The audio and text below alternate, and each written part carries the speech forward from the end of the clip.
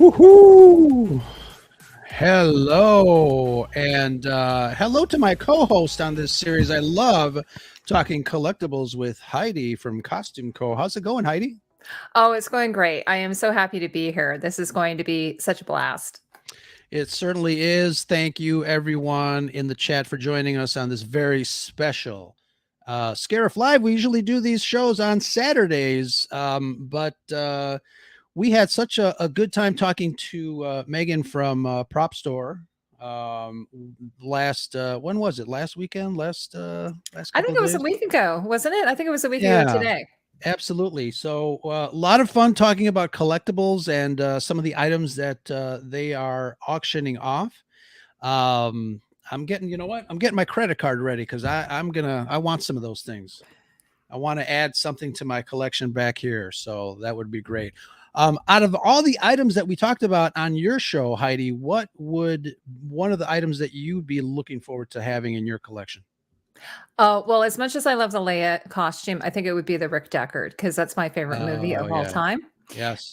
Blade Runner is my ultimate favorite movie of all time. Hmm. So, and my husband, so he would enjoy it as well. Excellent. Excellent. Yeah. There's, I think the Prop Store account posted a spacesuit. I think it's from one of the Alien movies, and I looked at it, and it's such a wonderful outfit. I tweeted that I would wear that around the house on a regular basis. Yeah. I think it was It's so cool. Prometheus, was it not? Yes, yes, I think you're right. Yeah, Hmm. No, and really, really, it's a beautiful suit too, like a very, yeah, very streamlined, very modern, contemporary looking.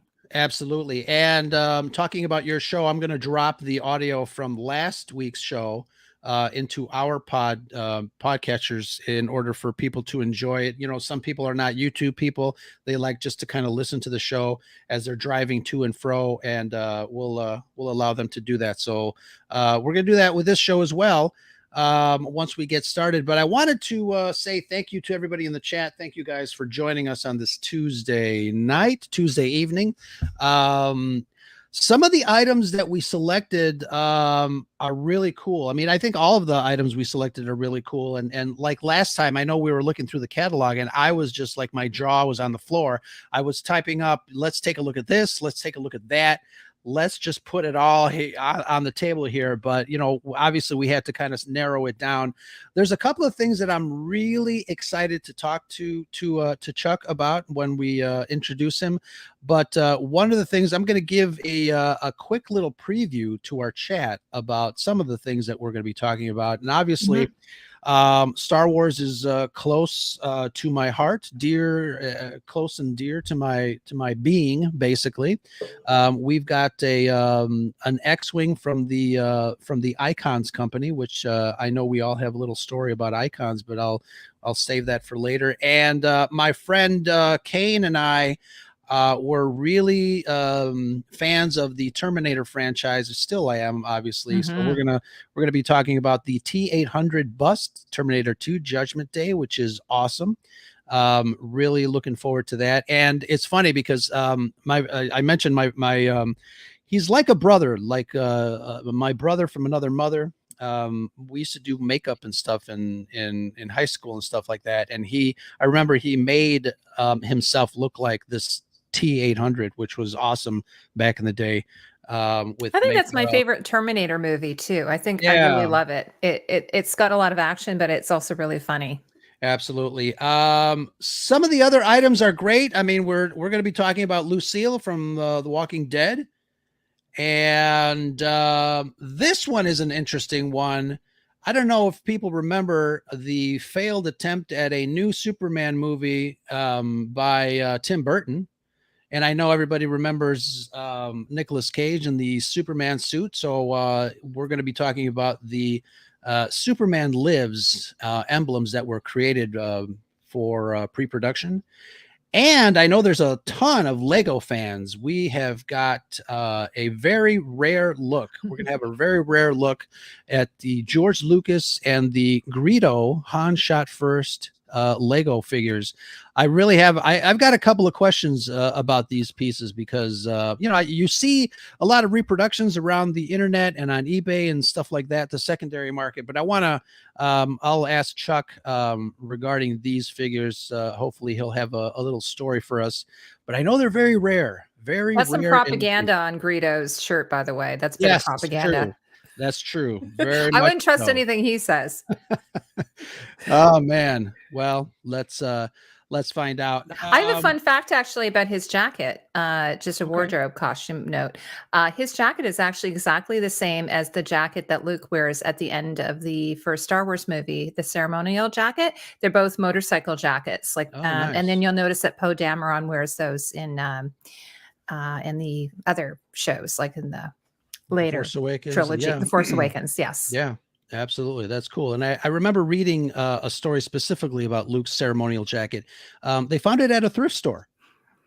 Yeah, it was like a vintage motorcycle. I love that one too, because it's kind of like a buttery yellow, which is really unusual. Yeah. Excellent. All right, we're going to bring Chuck out after this. I'm going to do a warm up on my adult beverage, and we'll be right back.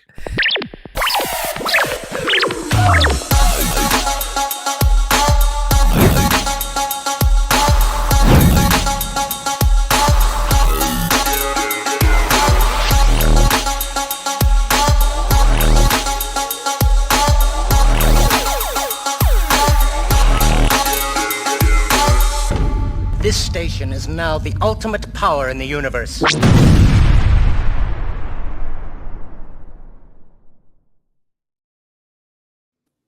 And we welcome Chuck Costas from PropStore. How's it going, sir?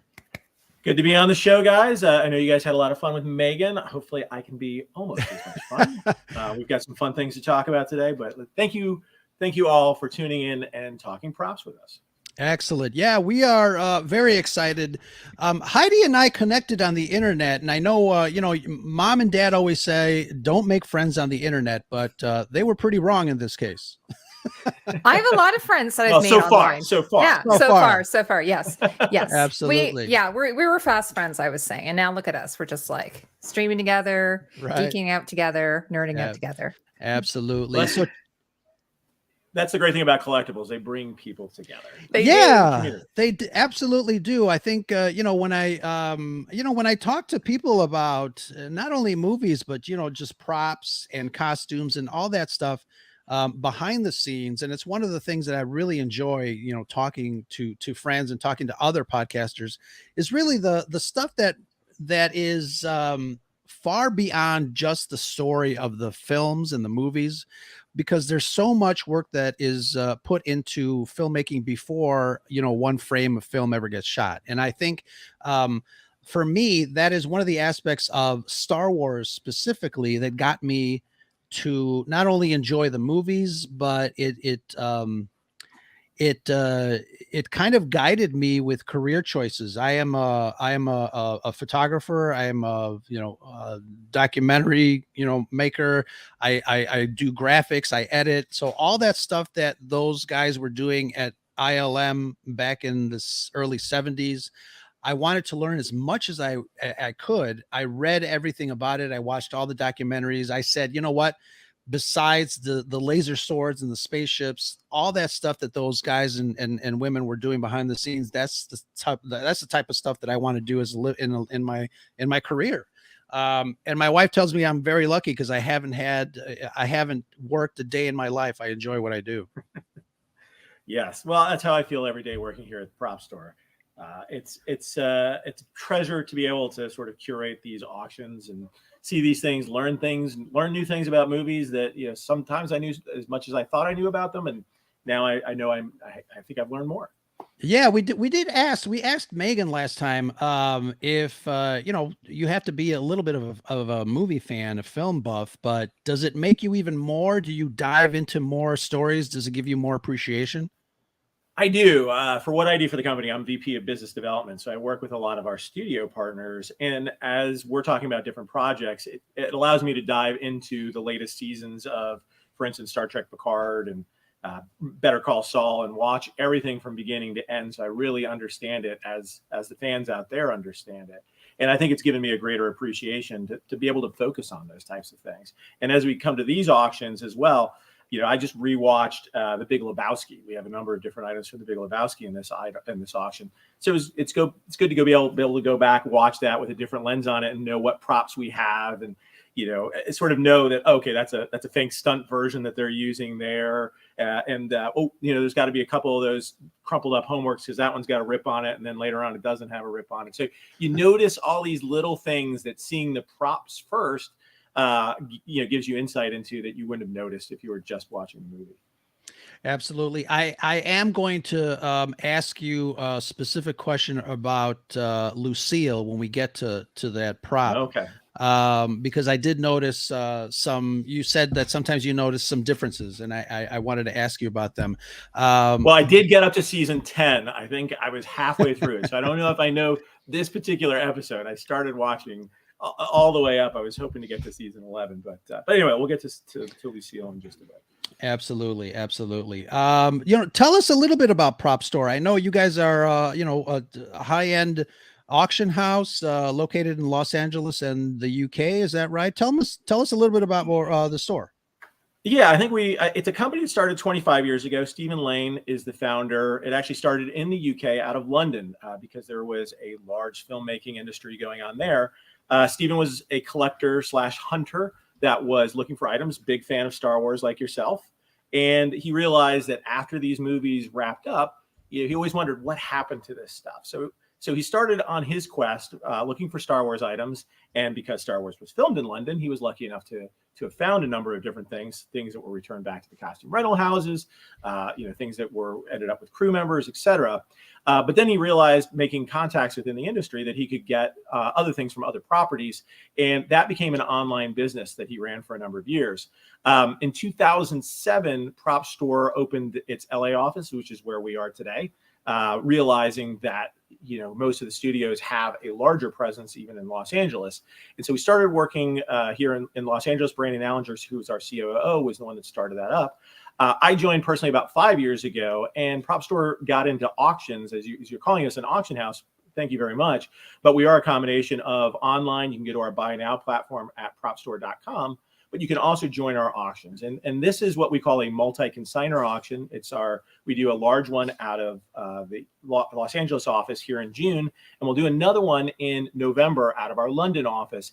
And for this, we've assembled over 1,400 items from over 500 different titles, both film and television.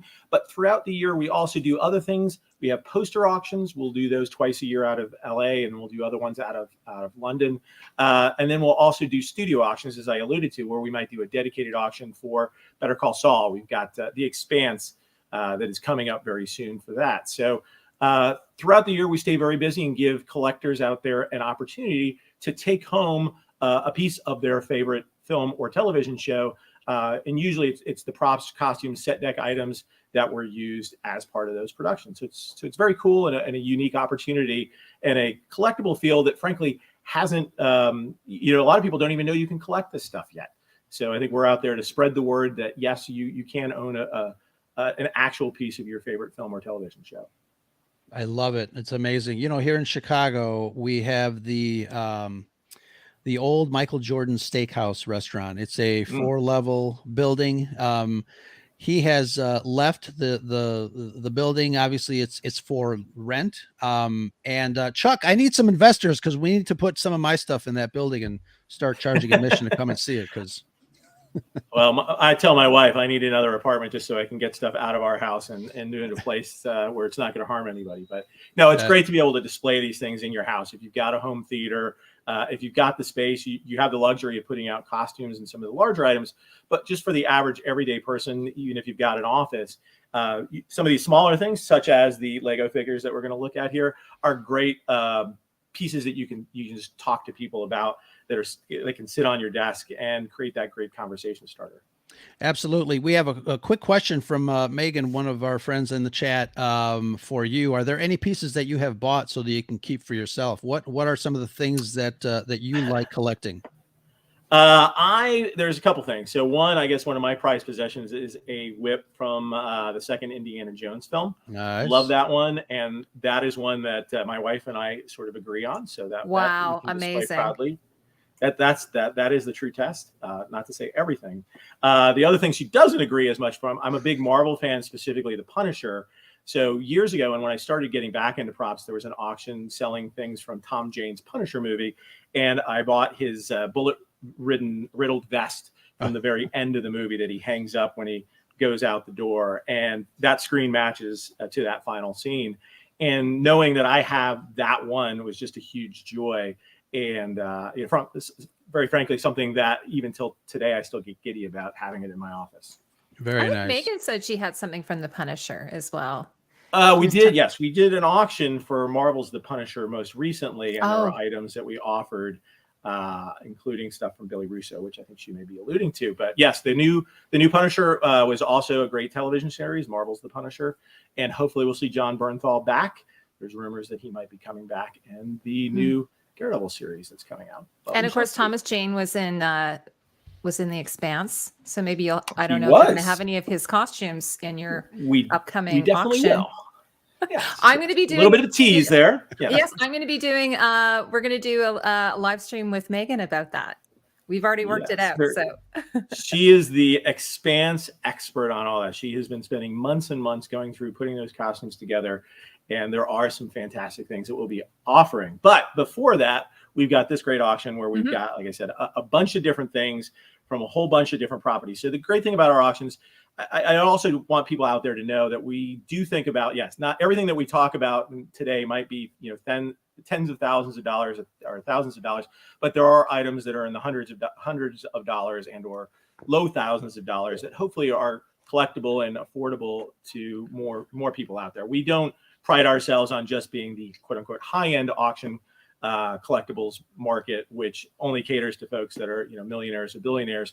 We believe this is a hobby for everyone. And so we do want people at all spectrums and all buying levels to be able to jump into this great hobby and build your collection. And that's why we also have our buy now platform at PropStore.com, where we have a number of different items, typically under $1,000, where you can get started with buying things for your collection. Very nice. Very nice. So let's get started. Let's start talking about some of the items that we selected tonight. Where do you want to start, Chuck? Why don't we start with since you're a Star Wars fan, let's start with the X-Wing that I've got over here to my left, your right. And we've all got some interesting stories about that. So let me, I guess, start the story and feel free to add to this. So this is a replica. So I'll start with that. This is an X-Wing fighter. This is similar to the models that you would have found on set, but it was made after production for the collectibles market. And to give you a little bit of history around the company that made this, which is Icons, they were really one of the first companies that had made props specifically for the collector's market. They started in the mid to late 90s. I believe this was actually made in 1996 and was one of the very first products that they brought to market. It was based off of the original models. This particular one was owned by Dave Johnson, who was one of the original Star Wars model makers, and got one of these. And last year, we had a very similar pyro version of this X-Wing. It was around the same size and had a lot of the same features to it. We sold an actual one used in the movie that was screen matched for $2.375 million. Wow. So we'll pause on that. And I know that's out of most people's range, which is why they started making these replica models back in the 90s. Because A, most people never even had access to these in the 90s. But B, nobody was going to be able to afford sort of what a real one cost. And these are fantastic. They've got a lot of the wear that you would hope. They painted on battle damage to this. It's got a lot of burn marks on it. It's got the red leader. It's got the little stripes on the side. This looks like red 5 as opposed to red 1 or red 3. Very nice. And it's mounted on a base that was modeled after the Death Star. So this is from the trenches, I believe. This is trying to give the feel as if you're on the trenches, but this is a practical base to it, so it helps the model stand, but it looks a lot like the actual trench pieces that you would find that were used to make the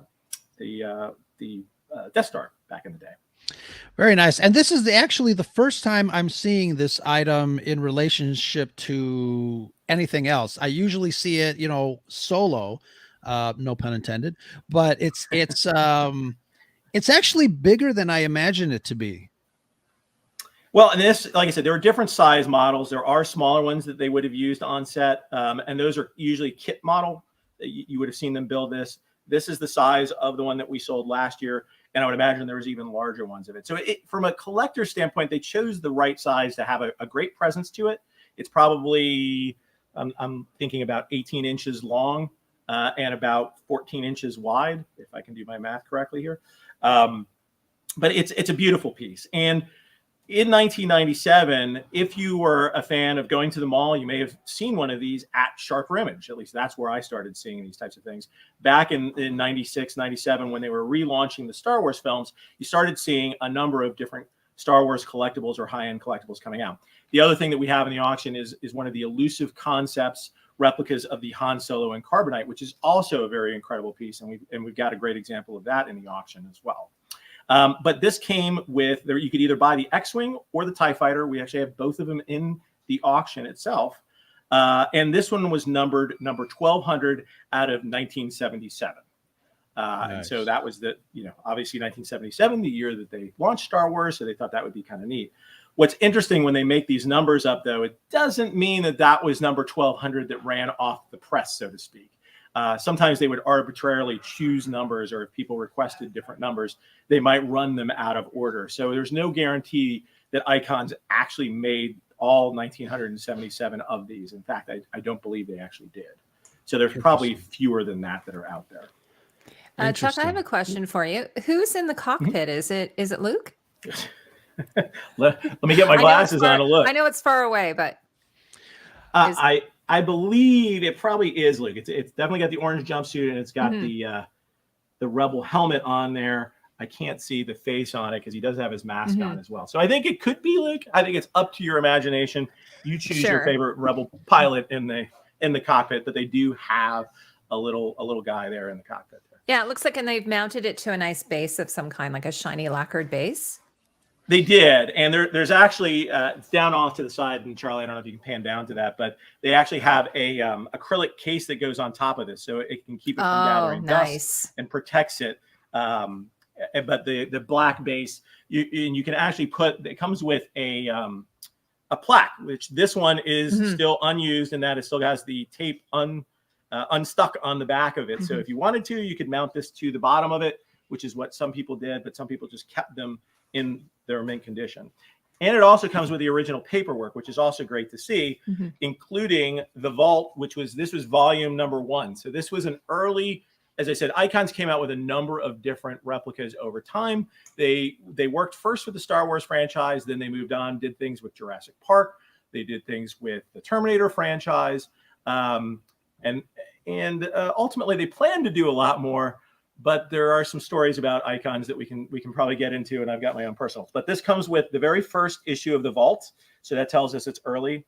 It does come with a certificate that is signed and dated 1996, and then it comes with a letter care about your acrylic cover on the back, and it comes with a nice envelope as well. So, and then it's also got a business reply card, which I thought was funny because you can register your replica with the 20th Century Fox Archives.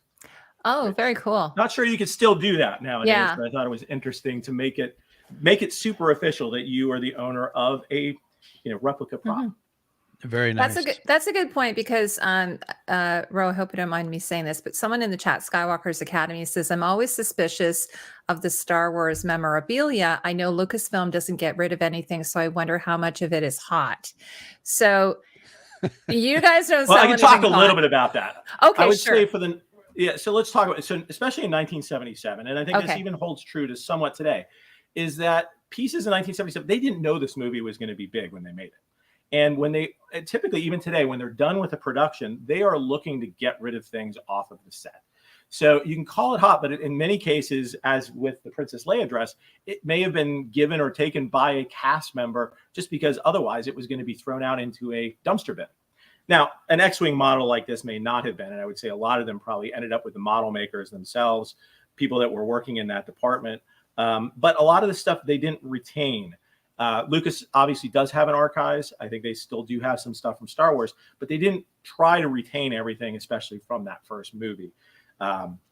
So I think the rumors that everything is quote unquote stolen, not necessarily true. They used to do parking lot sales sometimes after the fact, after a movie was done, to sell items. And again, they would typically give them or gift them to potentially actors, potentially other people that were working on this as part of the cast and crew. Very nice. Yeah. And quick story, when I went to the Smithsonian, they had a Star Wars exhibit traveling. I think it was The Power of Myth. Yes. I went there. Yes. Yeah. So I'm in DC with a buddy. We run through the exhibit, and obviously it conveniently empties out into the gift store, so you can buy something. Of course, we separated, and by the time I came back, I was carrying a box, like the small box, medium-sized box, and I had this really look of dread on my face, and my friend is like, what happened? What did you do? I said, I bought my first lightsaber, and it was $1,000, and it was the Icons Darth Vader lightsaber autographed, signed by James Earl Jones. That one, or the regular? Yes, signed by James Earl very Jones. Cool. And I still have that. Yeah, but Icons is no longer around. Is that correct? No. So there is sort of a sad story about Icons and a buyer beware story. So Icons was, I guess, a little bit notorious. So if you looked at their catalogs, when it started getting to the second catalog, they would always pre-sell items in their catalog. So for instance, I can tell you my own personal story. I had signed up to buy a Terminator 2 arm that was advertised. I think the retail price on it was $9.95. If you ordered it early, I believe the price was $6.95. So sounds like a great deal. So I had ordered mine in advance, and I was a big fan of Icons. I would go to a lot of the conventions that they would go to on the East Coast.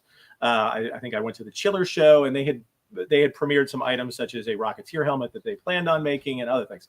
So when I visited California one time, I said, hey, can I stop by Icons and see what it's all about? And they were kind enough to invite me in. And that day, I remember seeing the Terminator arms coming off the assembling line. And I think it was number 3, number 4, with some early numbers. And I'm like, hey, I actually paid you guys for one of these. Can I just go ahead and collect mine today? And they're like, for a second, they were going to give it to me. And then they're like, no, but we'll send you yours next week. Week goes by, months goes by, 6 months goes by, no response as to where it was. And then I call them. I was like, look, guys, I was going to take one that day. What happened to it? And they're like, oh, it's coming. But for your trouble, we'll send you a Terminator skull, just for your trouble. We're making these additional Terminator skulls, and you can have one of those. So they sent me a voucher for that as well. Well, a year goes by, year and a half goes by. I hear that Icons is in trouble. So allegedly, and I don't want to overstate this, but allegedly they had been using the money to sort of prepay. People were prepaying and using that to pay the employees and the current bills, and in some cases never quite delivered on their thing. So there's a lot of lawsuits around Icons. Eventually they went under. Master Replicas came out next. I believe they bought the molds and were producing some of the things like the lightsabers very quickly after that looked very similar to the Icons ones. But the Icons were the first, and from a collectability standpoint, I still believe that there's a market for these, being innovators in this market. Although they had a storied past, they had a storied ending, I do believe they were really quality products. And if you can find them, they were fantastic pieces like this one. And I do believe, because they never made all the edition sizes that they were promising to make, they are even more limited than collectors believe. So it's worth picking up. And as you can probably attest with your lightsaber, it's still pretty cool. And they got folks like James Earl Jones and Mark Hamill to sign these things. I believe when I was there that day, Richard Hatch was signing things for a line of Battlestar Galactica jackets that I saw them making, but never made it out into the world. So there's a lot of Icons products out there that never quite got made that are very cool. Very nice. And the my Icons Darth Vader lightsaber, you're right, is still pretty damn cool. And I do have the Master Replicas version of it, and the Icons is built a little better. It's built a little tougher, and you can really tell. I mean, there's similarities to it, but I really, really love my icons. That's one of the first, real world collectibles that I acquired. Something, I felt like it was museum quality. It came in in an acrylic case. It was it's sitting right there. I'm looking at it right now. It's still a beautiful thing to see. Chuck, awesome. I had one of those. I regret selling it. Yeah. No, go ahead. Chuck, I was just going to say, this sort of brings back to, and this is one of the things I love about my channel, is that it's not just the collectibles themselves, but oftentimes the stories behind the collectibles that are so fascinating. Like, I think something like, and I got this from, years ago watching, what is that, that trade show that was Antique Roadshow, I should say. When, if something had a story, it oftentimes had more value. Or do you find that? I do think the story, when I look at my own personal collection, almost every piece has either a personal story or a story behind the production that it was made for that I can tell people. And that's what interests me and probably hooks me into why I want that particular piece. But yeah, I think that's what we're all about, is telling stories. And that's the great thing about doing these auctions, is every piece has a story, an interesting story to tell or discover, and there's probably things that you guys know that I don't know, and vice versa, as we have these conversations about these pieces. And I think, again, being collectors and bringing collectors together to talk about them, that's the great thing that can happen, is that everybody can share their insights and the story gets even broader. Absolutely. Let's move on to that T800 bust right next to the X-Wing. Tell us a little bit about that. Oh, Chuck has to do this in an Arnold Schwarzenegger accent. I will do my best, though. So this is the Arnold Schwarzenegger Terminator 2. No, I don't want to do my bad Arnold. I used to do that back in the day, but I was even thinking this morning I shouldn't try to do an Arnold. But this T800 was made for the production, and this was if you look at it, it's for those that are not following along on YouTube, it's a version of it where a part of the T800, which is the robot itself, is exposed, but you have the majority of Arnold Schwarzenegger's face on it, and his eye is showing through. You've still got his hair, but a part of his hair is off. And frankly, his skull is sort of melting away, and so the skin on his skull. It's a great piece. It sounds gruesome, but it's a great piece of artwork here. And this relates to the end of the movie, where he goes into the acid pit and gets dissolved. So the way that this is made is not only a face, it's not only prosthetics that's on top of a Terminator skull, but it includes a portion of the jacket as well. And it feels like a real leather jacket that they had mounted this to make it look like a full Arnold Schwarzenegger end of Terminator 2 figure, except it's just the bust and up. I guess questions that come to mind as you look at this. Who created the sculpture? Is that a Stan Winston? This is Stan Winston Studios, which is now Legacy Effects. For those that don't know over there, Stan Winston had made most of the effects for the Terminator films, as well as other famous films out there. And this was, I believe it started, and a lot of these start as reference models. And so they try to figure out, what is this going to look like? Our copy team did some research on this, and ultimately they may have used this. I think we have some screenshots in there where they may have used this in the film for special effects shots where they couldn't actually use Arnold the actor, and they needed to use something where he's being sort of crushed towards the end. The eye, there is an illuminated eye that is part of this. The wires, though, were cut after production, so we don't know 100% if the eye works, but it looks like it could have lit up. And if you buy this, the odds are you can probably find an electrician that can illuminate it for you, and would make a great display. But yeah, I mean, Stan Winston Studios was really sort of the top notch, especially in the 90s, before they were doing CG in this movie. And I think the groundbreaking effects with what was it, T1000, I believe? Correct. Yes. Which was the silver liquidy looking one. I just remember those special effects blew my mind.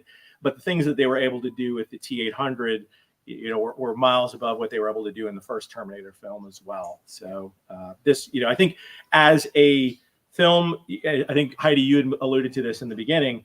people do love Terminator 1. There are some Mhm. amazing jackets and other things from Terminator 1, but I think most people that are prop or movie collectors would say Terminator 2, I've got to have something from that. Usually it's the leather jacket. We have sold some arms, and I mean, I think the Terminator arm that they made a replica for on Icons is also a great piece, but there aren't that many of those out there. There were a ton of jackets, as you can imagine, because he gets shot up, throughout the end of that movie, and every time that they blow a new hole in those jackets, they have to have a change for Arnold. But the pants on those, and Heidi, you may know this, they're kind of like a leatherette that disintegrates. So it's hard to find good pants for that particular costume. Yeah. I was going to ask you though, with everyone's fear about AI, are Terminator products at an all-time like desired amount, like compared to other auction items? Because everyone's like terrified, right, of AI. It is funny how these things do come around, and James Cameron really laid the groundwork for what we're going through, at least over the last month, and probably will go through over the next few years. Yeah, Terminator 2 predicted the downfall of the human race thanks to AI. I don't know if we've seen that, but I have been thinking about that myself, and it does make me realize just how much genius was put into Terminator 2 and the storyline behind that one. And it doesn't seem like we're paying attention as a society. No, well, it was Chuck. I'm from Toronto, and the father of AI is from Toronto, and he says he regrets it. So when the father of AI regrets it, we're in trouble. Yeah, I guess when we start seeing time travel in the next few years, and we start going back in time and changing things, we'll see what we end up changing. Now, this makes me want to go off and binge all the Terminator movies. Yeah, we'll start with 1 and 2. I'll do 1 and 2. Start with 1 and 2. Yeah, but there are, I guess, 6 was the latest one. Dark Fate was Terminator 6. I've seen all of them. I've seen all of them. But 2 for sure. And we did the official auction for Terminator Dark Fate not too long ago. Did? Oh, great. Okay. We did. So I think we even have some items from that auction, or from that, I guess, from that movie in this auction as well.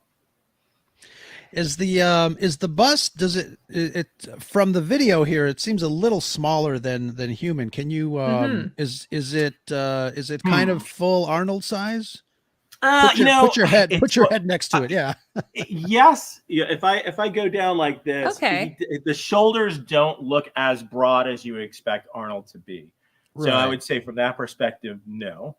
That also being said, is I've seen Arnold in real life when I've been out at the restaurants, and he's not as big as you ultimately think he should be. Yeah, right. He seems like this giant on screen, but when you see him in real life, he's a little bit shorter. Now he's a little bit older than he was back in Terminator 2, and he was in really great shape for this. So I would say yes, it's a little bit smaller for the shots that they needed to do, but seems maybe 5/6 of what the size should be. So it's pretty close. Yeah. Do you know if they would have cast Arnold, like if they would have cast his body, like, or his face and his shoulders to do this? Yes, they did. Yes, okay. They would have made a life cast in order to be able to do this. Yes, very cool. Very nice. All right, let's move on to I mentioned that back in what year was that? Tim Burton wanted to do a Superman movie. And there was many years, 1997, as I believe, when Burton was brought onto the project. Okay, raise your hand if you would have loved to have seen this movie. I mean, I'm a huge Nick Cage fan, so I would have loved to. I'm going to raise my hand. I would have loved to have seen this movie. Maybe not everyone in the chat would, but I certainly. I think we it might have been interesting. I think we might have dodged a bullet. Even if it was a train wreck, I would have totally. I'd be there for it.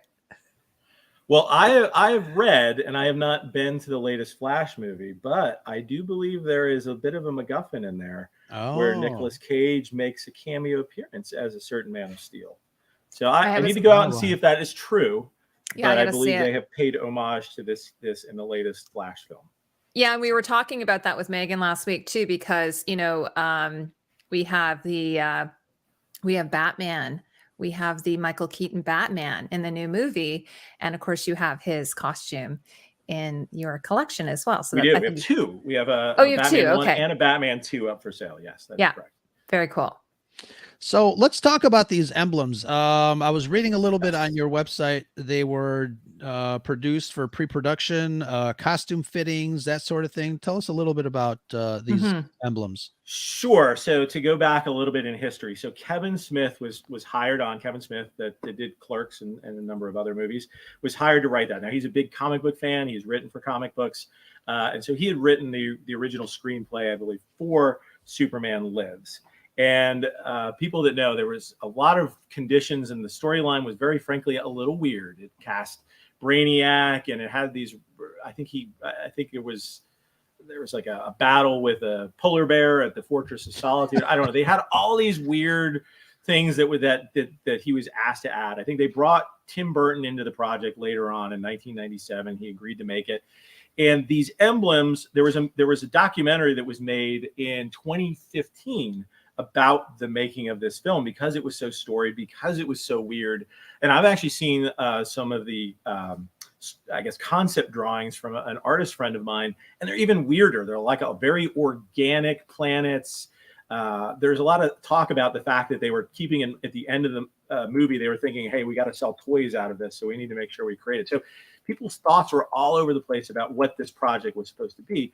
But as you said, they brought Nicolas Cage in a later version. I can't remember who was originally cast as Superman. I think it was may have been Ben Affleck, strangely enough, that they were thinking about casting in that role. But so Nicolas Cage is coming in. There's a scene in the 2015 documentary film of him going to a costume fitting, and they had tried on a number of different S emblems for his chest. And in that, you'll see a version of it that he tries on, and it's got like divots in his chest. And that's what these are here. These are one of those emblems that would go on the chest. But what's interesting is that it does have this divot. Very that cool. You can see that they actually molded into the chest emblem to make him look a little bit more muscular. So there's two different versions.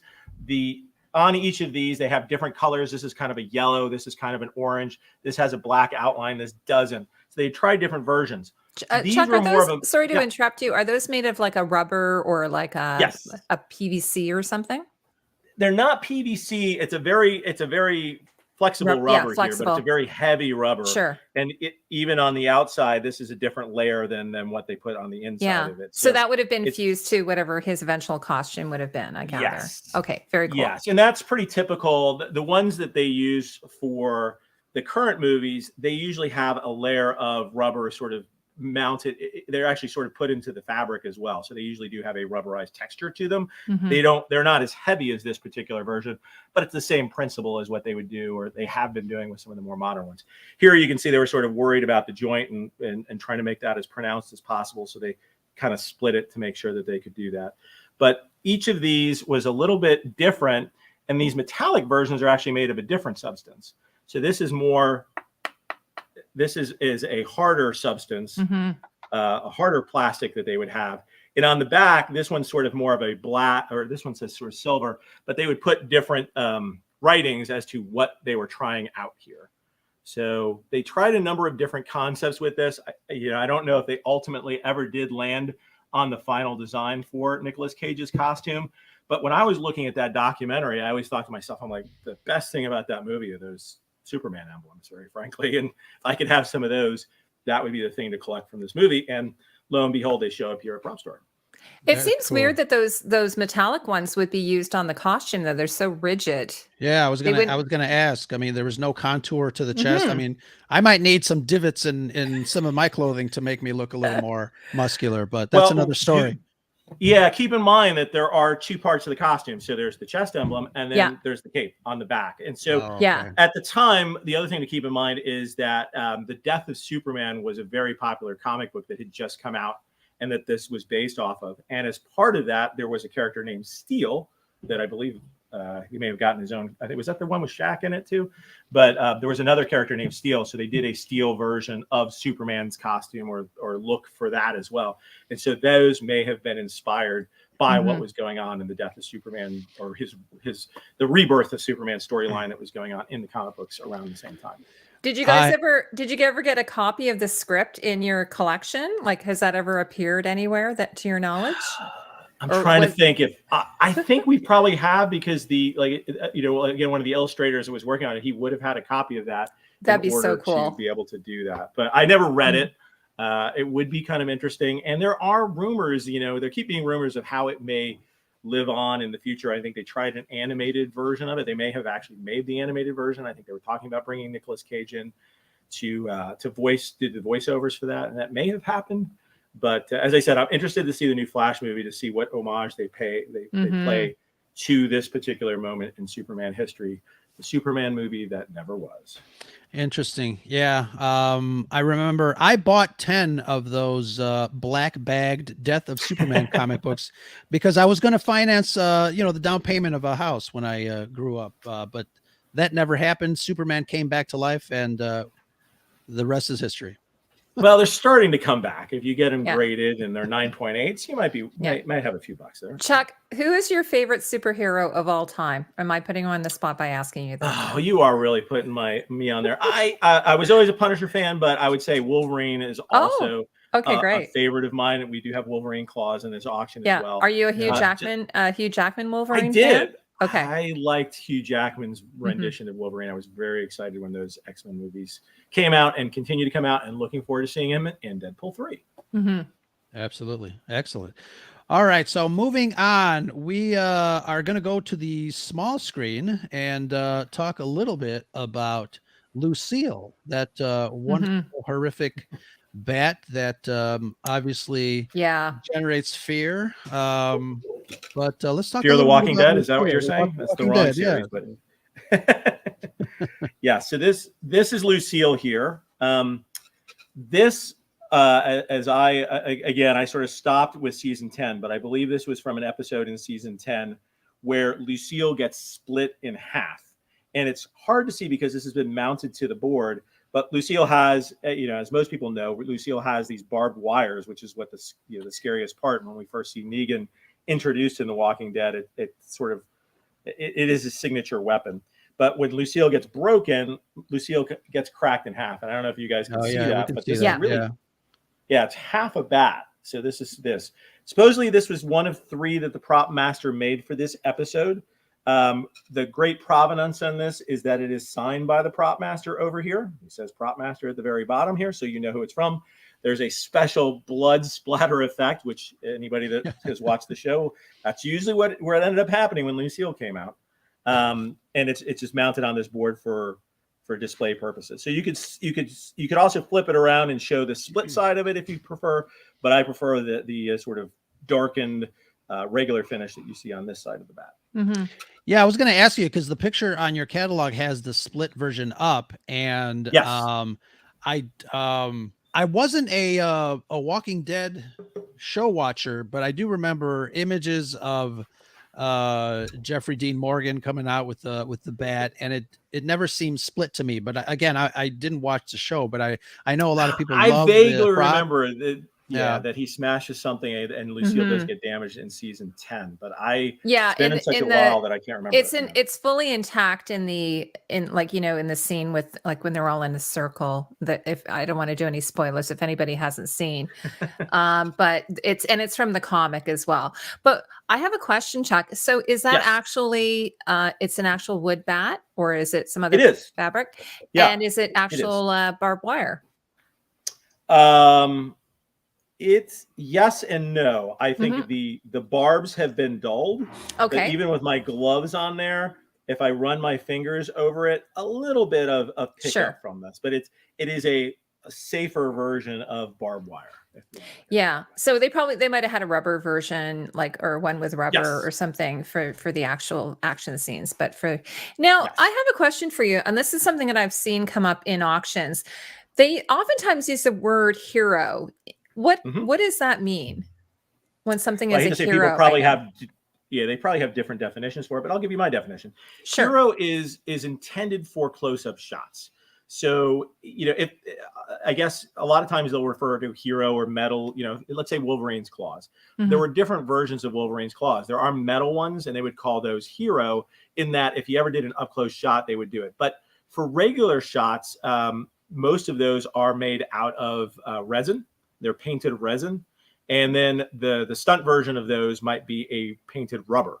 So there are different versions, and usually the further away on camera that you are, the more you can get away with a quote unquote stunt version of this. So this again may have been used for hero purposes in that they wanted to show the cracking of the bat and show the wood grain that it had split in half. So in that case, real wood makes sense. They want to use as close to the real material as possible. It does not. Some people use the word hero to also mean it was used on screen. That doesn't necessarily, I don't think that translates. We usually use the term screen matched when we can identify exactly that particular piece was used on, in a particular scene and it's seen on camera. And in certain scenes, you may see 2 or 3 different versions of it all spliced together into one scene. And that's just the way that movie magic happens. Mm-hmm. For television. Yeah, I know like a lot of like cosplayers, like someone who's trying to recreate a costume that is on screen, or they will oftentimes say screen matched, meaning like that they're using the same fabric or same materials, I gather. Interesting. Yeah. Well, like I said, screen match to us means I can look for a specific flaw. Like again, in the Princess Leia dress, I can look at the creases here in her belt, and I can match those to a photo or the act. If I can take a screenshot of the movie and I can match it exactly. That's what we mean by screen match. And that adds a lot of value to a prop or a costume. Yeah. Absolutely. Yeah. So you have to, some of the people who work on your team have to be sort of like Quincy, like forensics type people. Right. Quincy's an old term. Sorry. Google it.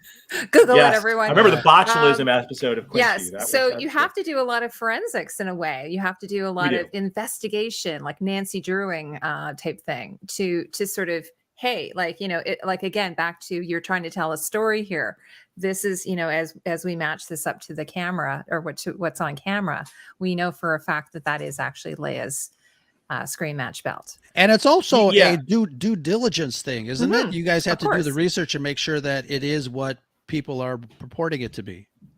Yeah, I mean, it's sort of different layers of due diligence. I think the first thing that we have to confirm when an item walks in the door is how did it get off of production into the hands of the person that now has it? We really try to track it back as much as possible to prove it is an authentic item. But as I mentioned too, there could be, especially with Lucille's, there were 3 that were made for this particular scene by the prop master, and we've been able to confirm that with the prop master. But that also means throughout the rest of the seasons, there are could be 30, 40 more Lucille's that are out there. They're all real ones, but they were made for different purposes. And so for us, as a next step, after we've identified, yes, this is from the production, we try to take the extra step to say, can we identify exactly what scene it was from? And with television, it's a little bit longer. With movies, something may only appear on screen for 10 seconds. So it allows us to really sort of go frame by frame to look at it. But especially in high-end items such as a Lucille or the Princess Leia dress, it's worth our due diligence to go through and try to see if we can screen match it. Doesn't mean that we don't sell items that could be screen matched and we don't identify it. It's just that we don't necessarily have the time to go through sort of frame by frame on everything to be able to do it, but we do try to do it as much as we can. Yeah, your catalog is massive for this upcoming auction. How many items in the auction for this stretch for this summer? I believe there was 1,487. So we always like to say over 1,450. So. Yeah, pretty big. And how many people work for PropStore in your in your city or like in LA versus in England? Yeah. We've got about 45 people here in Los Angeles and about 30 people in London that work on this all year long. So it's a year-long process for us to pull together those 1,400 plus items that are in the auction. We've got to go and sort of scour, and we may find them one at a time. One collector might have this, one collector might have that, one studio over here has this, et cetera. So we go to all different places to try to find this stuff. I had a quick question for you regarding material of certain props. Have you gotten anything in where you are obviously familiar with the prop and looking at the prop, you thought it might have been like a different material, a different texture? Is there something that has surprised you in your curating of all these items for auction? Is there something that were just made your mouth, your jaw drop? Anything that might be different? Yeah, I mean, I think it happens all the time that we don't exactly, especially if we've never seen something before. I think we speculate as to how it may have been constructed. So, for instance, we have a Thor hammer from Thor: Love and Thunder, which is the new Thor movie. I've seen Thor hammers from Thor 1, Thor 2, but I haven't seen this particular one. And what was different about this one was hollow versus the other ones that they were heavier. This one only weighs about 1 pound. The other ones weighed about 5 pounds. And so I tried to break down and understand why was this one constructed differently. Obviously, Natalie Portman may not be, Chris Hemsworth may not want to carry around a 5-pound hammer all the time. So they may have made a lighter version of that, and they've 3D printed it, which is a common process. It doesn't mean it's a replica. That is the process that a lot of companies are using right now, like Legacy Effects that would make the Terminator stuff there. They would have made something like that as a 3D print and then painted it on top of that. So I think all the time we get things. And the thing to keep in mind also is that materials may differ. So we may see one example that is made out of rubber. We may have another one that's made out of resin, another one that's made out of metal. It's always interesting to us to find out, how many different materials did they actually make this in? Interesting. Very nice. I actually did get to see the hammer from Thor Ragnarok at an exhibit in Toronto, and it was I didn't get to pick it up though, so I don't know if it was. You weren't worthy. I wasn't worthy. No. But it was very cool. Excellent. All right, moving on to our final item. Something that Lego people are nuts. I'll just say that. And are they? They are. Yes, the collectibles as far as Lego, it goes deep. But I didn't know that. Oh yeah, absolutely. The items that we selected for this last segment here are pretty cool to me. I think I'm going to put the screen up here, but it is a George Lucas minifigure and a Han Shot First Greedo Lego. These are items that I would love to have, but I was reading a little bit on your website. They are rare. And tell us a little bit about these two items there, Chuck. Sure. So first, so the price on these is estimated. The Greedo is estimated at $2,000 to $4,000. The George Lucas is estimated at $8,000 to $16,000.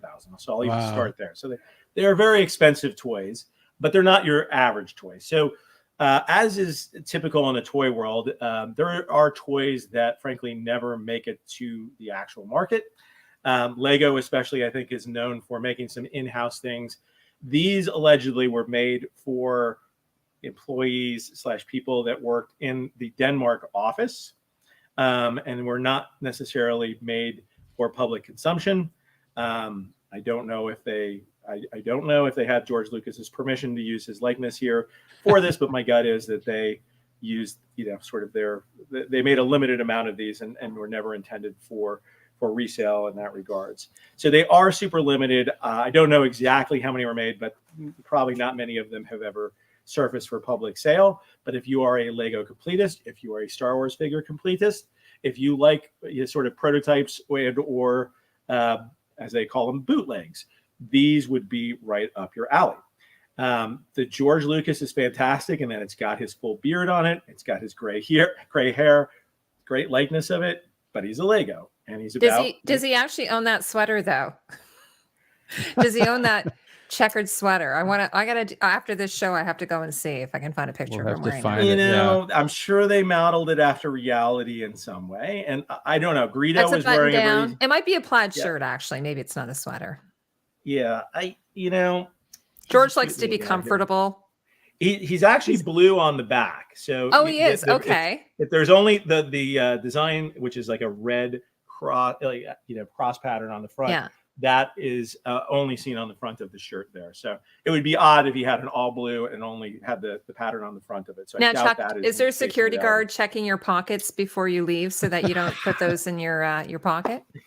Yeah, well, luckily I'm a VP here, so they don't do that to me. You're the man. He's checking himself. But if something disappears, they come to me. So then I have to Charles, you have to check his pockets. Yeah.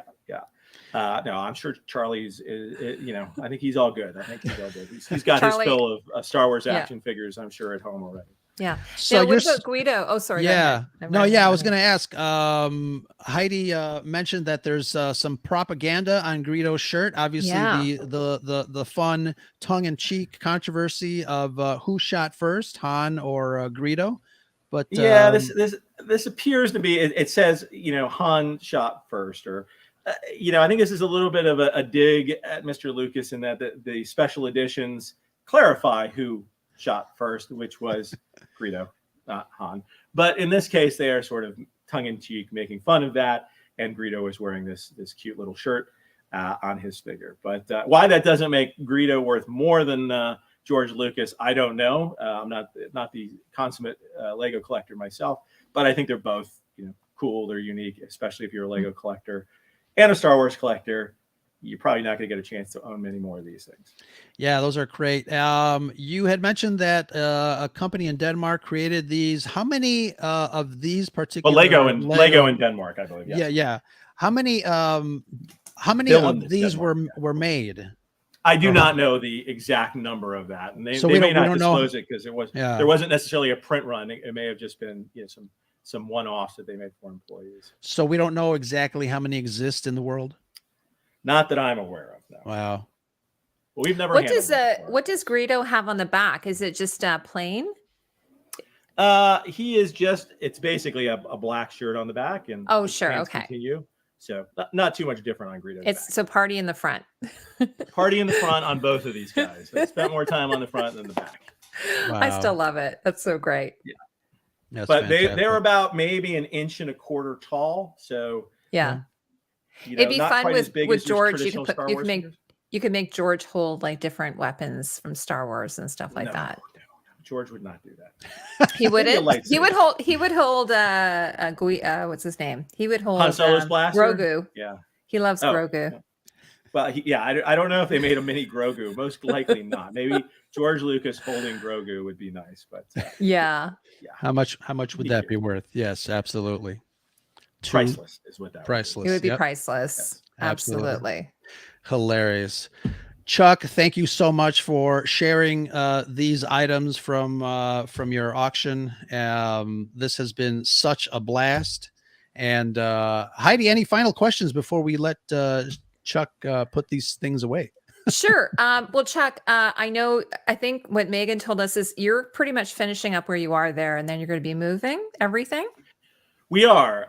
This is our last day in our offices here, with all these displays here, we are going to be doing a preview event, which unfortunately is already sold out at the 24th at the Peterson Automotive Museum, where we'll be showcasing all this stuff and more. So those that have gotten tickets to that, it's going to be a fun night. We're actually going to have Oliver Robbins there, who was the kid Robbie, who was in Poltergeist. And he'll be there to be reunited with the Poltergeist evil clown that we also have in the auction for the very first time in 42 years, which will be quite a scene. And then on the 28th, we are doing day one of the auctions from the Peterson Museum. So if you're in Los Angeles, if you want to see what an amazing auction is like, you want to see all the action, you want to see the bidding, you want to be part of it, come down to the Peterson Automotive Museum. That's, I believe, on Wilshire. We're going to be starting the bidding at 8 o'clock in the morning, probably going to around 6 o'clock at night. And, join us there. There's no cost for participating in the auction, and it should be a lot of fun. And then the auction continues online on days 2 and 3, which is the 29th and 30th. And anybody, if you can't be here in Los Angeles, you can always bid online. You can bid over the phone. You can register for telephone bidding, or you can place absentee bids, and the auctioneer will actually place your bid on your behalf. As long as you tell us what your high bid is, they'll go head to head with the other people that are bidding in the room or over the phone or online. So Absolutely. Cool. Chuck, I was just going to tell you one thing. So when we were interviewing Megan, I had someone say, "Hey, Heidi, I have some items, that I own," and I was like, "That's very cool. Would you mind emailing me?" Well, this person has probably hundreds of costumes from movies and shows. And they actually told me that they want to open up a museum in Minnesota for fantasy and film. And I was like, I think that's such a great idea. So that just came out of the live stream that I did with Ro and Megan. So that was very cool. Nice. Yeah, I think it's cool. Anybody out there, you can start your own museums or your own exhibits by buying things that are in these auctions, which I think is awesome. Actually, I have stuff in my own collection that I lend out for exhibits Nice. on occasion, including the Marvel exhibit that is going on. That's what he did. Yeah, so he he has a huge collection from Once Upon a Time and some other fantasy shows. So he was showing me, he did an exhibit, but I think his dream is to sort of have like a Debbie Reynolds type museum where he can have a full collection and charge admission, and people can come see these beautiful costumes. That's awesome. And of course, we're here in Los Angeles. We've got the Academy Museum, which is right next to the Peterson Museum. Yeah. So if you're in town, come check those out. I think these are all great things, and hopefully there'll be more museums like the Lucas Museum that's about to open. Really? Yeah. Where's that going to be? It's going to be here in Los Angeles. So amazing. It was originally supposed to be in Chicago. It was supposed to be in San Francisco. It landed in Los Angeles, and we hope to see what that's all about. That should be about the narrative word. So a lot of things from Norman Rockwell's to probably comic strips to who knows what. That is a loss for us here in Chicago. Thank you very much, friends of the park. Yeah, no kidding. Yeah. It's all good. You guys it gives you an excuse to come to Los Angeles for not only the sunshine, but to see some. And there are definitely a couple of people that are in the chat. There are in Los Angeles, so please take. You guys should go. You guys should please go. Yeah, definitely check it out. And they're also on your website. They're like, as you've been presenting, they've been on your website, and apparently there is apparently an item from Battlestar Galactica. Someone was mentioning. She said I wanted to put the link, but yes, I believe we have the Imperious Leader's cloak, if I remember correctly, from this auction. I'm a huge fan of the 78 Battlestar Galactica myself. I've got Same here. Yes, absolutely. Complete costume in my office. Dirk Benedict. So. I had a huge crush on him when I was a kid. Well, I can't say I was a Dirk Benedict fan per se. Well, but I'm sure you were in love show. With. There were lots of beautiful women. I love the Vipers myself. The Vipers. To the okay. I just love drawing Vipers and Cylon Raiders all day long. Yeah, it just fascinated me. Yes. Yeah, I want one of the helmets. The I have one in my office. Yeah, you come to my office, I'll show it. Beautifully done. Beautifully done. All right, I'm booking a trip right now. There we go. Excellent. It lights up and everything. It's very cool. Very nice. Chuck, thank you so much for your time and your discussion. This has been a lot of fun. Tell folks again, when the auction is and what is the website and all that good stuff. Sure. The Los Angeles auction goes on from June 28th through June 30th, 2023, if you're listening to this later. But you can go to PropStore.com. You can see the catalog of over 1,400 items. You can register there, and you can actually start bidding now, but the final bidding will take place live with a live auctioneer June 28th through the 30th, but you can participate online with that live bidding. Excellent. Great information. Heidi, thank you so much for helping me have some fun here on a very special Scarif Live show. Oh my gosh, YouTube. I'm so happy. Chuck, the other thing I was going to say that I've always really enjoyed about your website is you also have past collections, like past auctions. So, and I was saying to Megan that you do such incredible photography and detailing, and it's like almost archival. So it's a really great resource for fans, even if you're not buying from the auction. Like it's a great way to look at very cool memorabilia from the years, No, I think it's a great thing. If you go to our website, you'll see past auctions, but we have a sold archive, and you can search for any title or anything that you're looking for. So if you're a cosplayer, you're looking for a reference of what the original costume might look like, you can go there. And we've actually had folks that are currently in the industry use our library as a reference as they are making current movies, because they know that we've had stuff in the past and they can reference it there. So thank you for taking an interest. Yes, we do take pride in the photography that we put on the website. We have multiple pictures. We have a super zoom capability on the latest auctions, so that you can get really, really tight close up pictures and study the details, because we want people to see all the little flaws. That helps to authenticate things, as well as helps those out there try to decipher how these things are made. Very nice. Yeah. I always tell my friends, if I won the lottery, there will be signs. A lot of great items that I would love to have. But again, thank you so much, Chuck, for your time. This has been a blast. My pleasure. Amazing. Thank you so much. Excellent, guys. Thank you so much, everybody in the chat. Thank you for joining us on this special Scarif Live. I'm not sure if we're going to go live again on Saturday, but the future is in flux, as Yoda says. But thank you so much for joining us. And until next time, that's the Scuttlebutt.